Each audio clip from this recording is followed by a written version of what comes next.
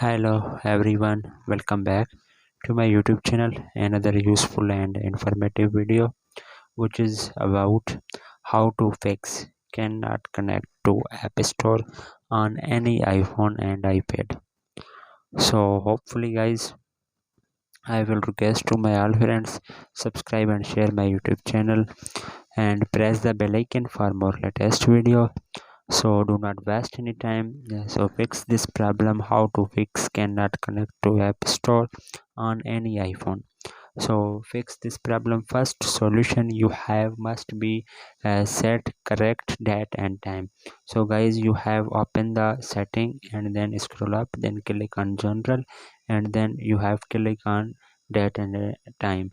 You have must be sure turn on set automatically time, and first solution is not working. Then you have second solution, the sign out and sign in App Store ID on iPhone.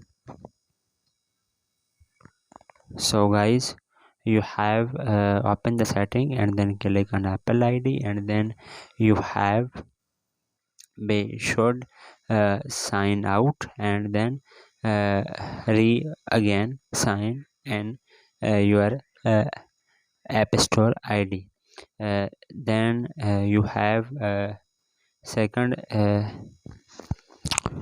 solution. Then you have Apple Store ID sign out. Then you have uh, open the App Store and then you have uh,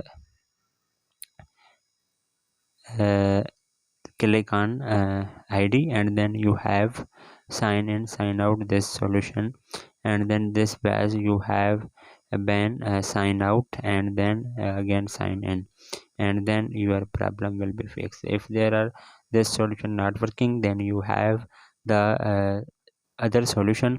You have restart your iPhone, volume up button, volume down button, and press the power button. When you see Apple logo appears on screen, and then your problem will be fixed.